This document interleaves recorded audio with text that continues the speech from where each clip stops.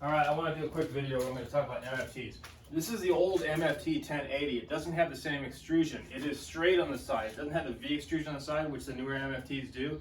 I don't know, maybe the newer MFTs are better. I had my first one of these back in the early 2000s, I don't know, 2002, 2004, something like that. And they were good, but they were heavy. That was the main thing. And as a professional, I did notice things that some people didn't, is that they would go just ever so slightly out of square. And when I really noticed this is when you move them around, you know, the feet aren't level. It's not all exactly the same, and the frame is different. And the way the old system was, you're indexing that hinge off the frame, not off this pattern. The pattern never moves. The grid never moves, but the frame can move and it can flex. And that could, I don't know, that created problems. And when I noticed this is I was making some big 8-foot tall mahogany entry doors. I had, I think, 8 of them that I was doing.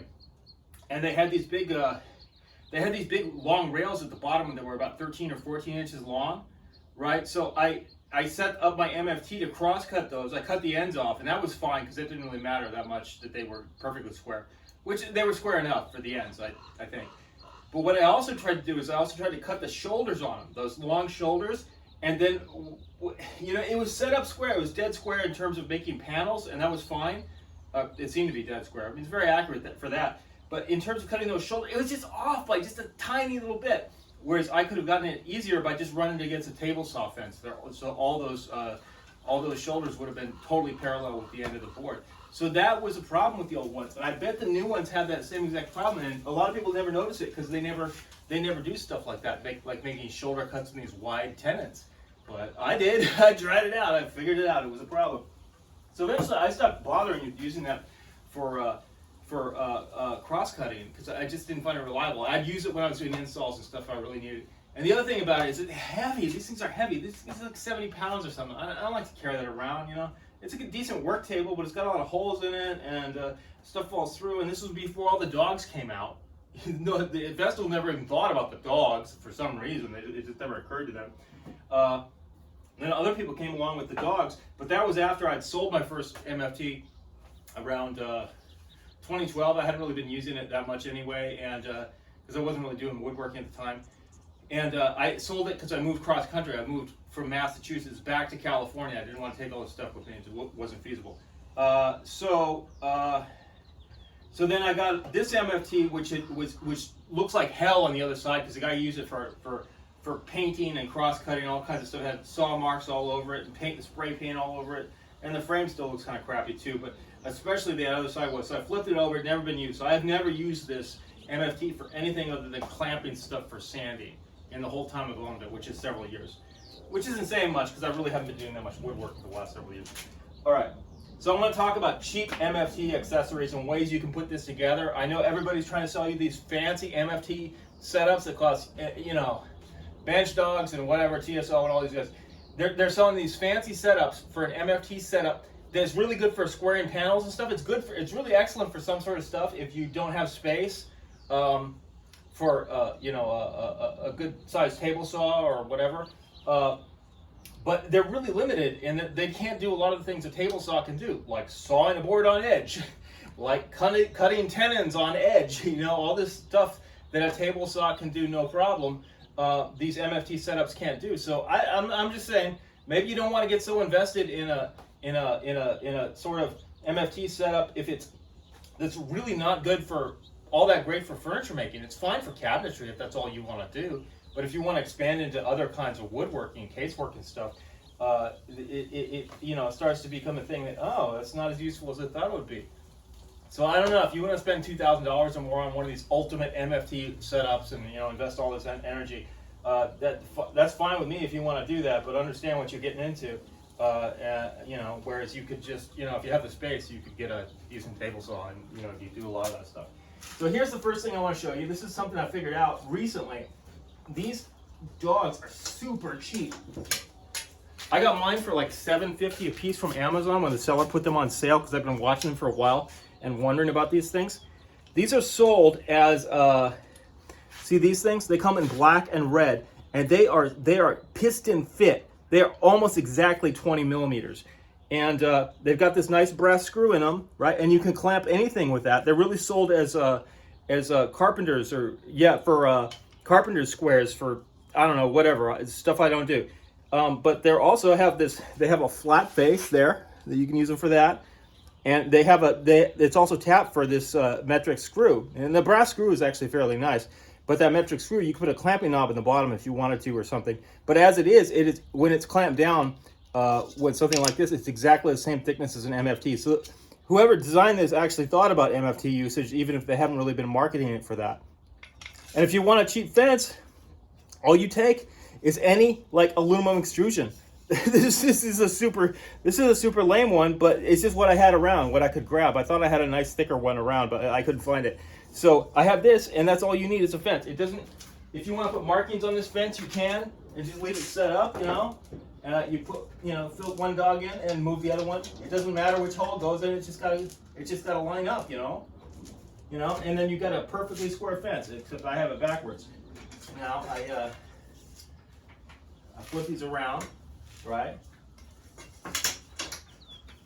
Pop my little fence back in there, and this piece of aluminum is 3/4 of an inch thick, and it's really cheap for this aluminum. And if you want to, you can just rip this leg off shorter, so it goes even thinner if you want. You don't have to spend all that money on all that fancy stuff that Bench Dogs UK. I mean, all that stuff looks really cool, and TSO sell, and who's the other guy who's got the really crazy system that he sells that's made in the USA. I mean, it's all really cool, but I mean, do you really need it? I mean, they feel they need it. Here's something I bought recently on eBay. I want to check it out. This one's used. It was kind of messed up, and I got it for like $50 from the seller instead of like $100, which is what it normally sells on. This is made by Peter Parfit, Parf Dogs UJK. All right. So with this one, you don't even need a stop, for this.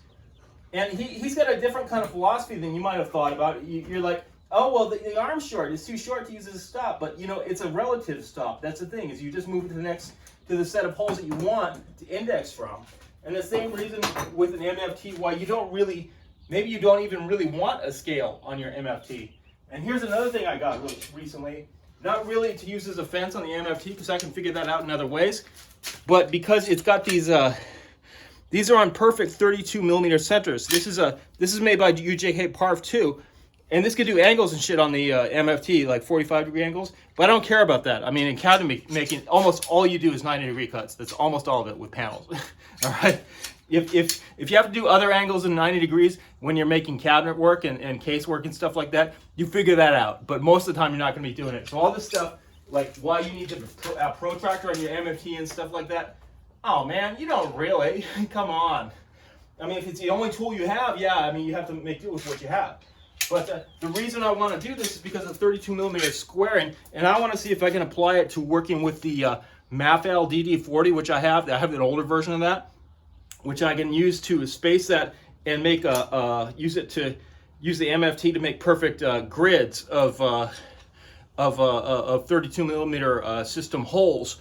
So everybody knows about the drill holes. You can drill with the Mafal. You can drill line holes to the front and the back of the bookshelf really easily. But if you want to drill them so you can pop in your hinges and especially your drawer slides, you have to get them. You have to rotate those holes 90 degrees, and it's really not designed for that. It's not designed for popping out whole grids the way a CNC machine can do it, or a dedicated drill machine that does a grid. So that's what I want to try about, see if I could come up with a way to make them do this.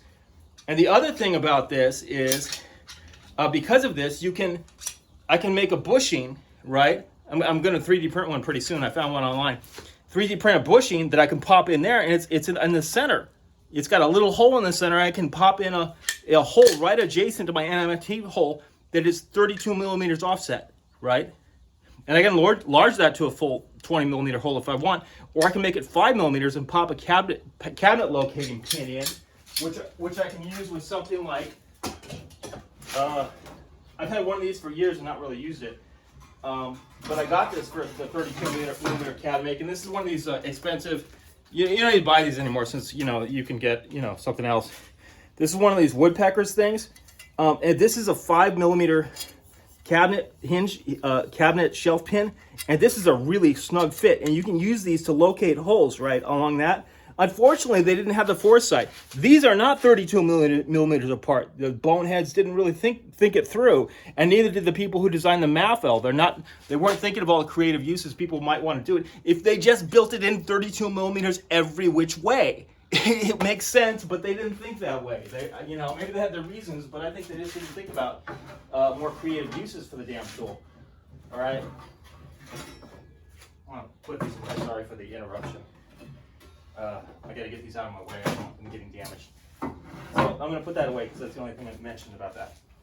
And another thing that I got, this is from a Metabo, actually Electra Beckham, who Metabo bought Electra Beckham years ago, but mine's an Electra Beckham Sakanta table saw. It's really bizarre. I'll make a video about it someday recently. I just discovered this actually fits this, so I can move this around. Oh, that's not how it clamps.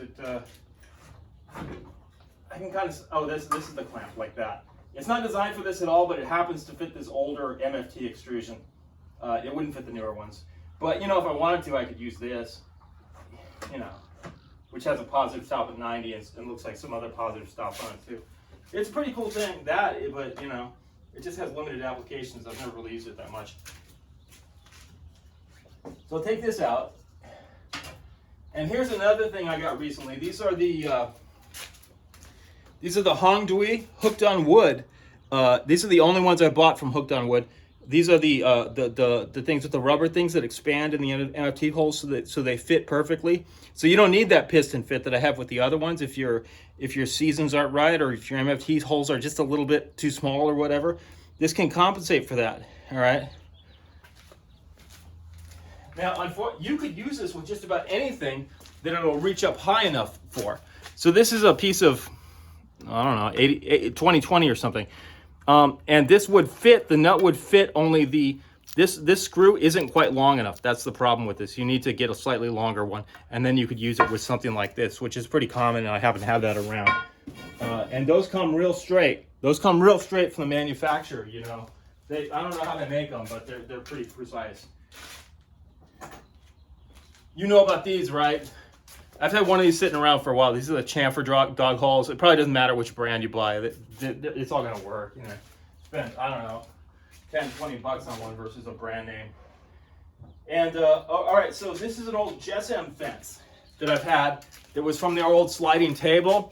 And I had the sliding table before, and I sold the saw that had that on there. But I kind of liked that. And several years ago, I was looking for a fence, and this was before all these newer fences came on the market that from like China and stuff like that. So I had all I could find was this that was affordable. I found it on eBay for like $100, and I bought it. And the seller neglected to mention in the listing that the stop was crooked. That's why they had it so cheap. And so I had to do all this filing on the stop and stuff to make it straight. And what had happened is GSM had shipped them with these crooked stops, and rather than just sending him a new stop, they'd send him a whole new fence. So he's like, oh, I'm going to make some money selling the old fence for $100. And eventually, after I got it filed, it was very satisfactory. But it was certainly a irritating thing to learn that I was sold something that was messed up like that. And these Hongdui ones will fit with it just barely. They're just barely tall enough. So if you have another fence that is slightly higher up than this one, you might want to go with a different brand, because these Hongdui, these hooked on wood ones, they don't have that much vertical range. There's ones out there that have a higher vertical range. It depends on the extrusion you want to use. But if you have a specific extrusion you want to use, you want to think about that height factor there, okay? So this will work. And what is cool about the GSM fence, and one reason I wanted it, was because it does this. It extends out to 4 feet like that. And it's a good fence. I just have it. It didn't work for the original thing I was using this for, so I've had it sitting around for years. This is a. Oh, where's my little aluminum fence, right? So say I want to stop, right? This is a thing. This is a crosscut stop. The guy who made it's probably dead because it's really old. It's made by. You'll never find what it's called. Made by Fast Stop. Saves time. Patent pending. And I had the box. I'm not sure where it is. But anyway, it's really old. I got it used, and it was old then. And this thing is really cool. It was made by machinists, and it's got detents every quarter turn. And it moves it, how's it much it move it? It moves it a 64th of an inch exactly every quarter turn, right? So I'll put this on my table saw and just sneak up on on the edge of like a dado or something like that, I'll use that with the Felder table saw to sneak up on that using my crosscut fence. And you can do the same thing if you can find something like this, or use something with a lead screw. You can use that too. But this is cool because you know exactly how much it's moving. So I don't know if somebody else has something like that in the market, but it's a pretty cool idea, and I found it very useful over the years. That's about all I wanted to talk about. Oh, wait. There's another thing. Let's just go do this one with the parf one, because, all right, we'll just pop in the parf fence.